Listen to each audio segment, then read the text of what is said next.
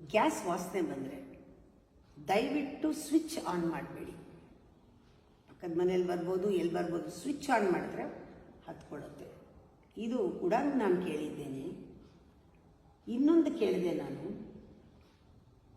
ಲಿಫ್ಟಿಂದ ಕೆಳಗಿರುವಾಗ ಅಕಸ್ಮಾತ್ ಬೀಳೋ ಹಾಗಾದರೆ, ಫ್ಲೈಟಿಂದ ಕೆಳಗಡೆ ಬೀಳೋ ಹಾಗಾದರೆ, ಅಕಸ್ಮಾತ್ ಅಂಥ ಒಂದು ಆಪತ್ತು ಕಾಲದಲ್ಲಿ ನಾವು ಬೆನ್ನನ್ನು ಕೆಳಗಡೆ ಕೊಟ್ಟು ಮಲಗಿದ್ರೆ ಒಳ್ಳೆಯದು, ನಮಗೆ ಬೆನ್ನಿಗೆ ಏಟಾಗಲ್ಲ ಅಂತ ಹೇಳ್ತಾರೆ.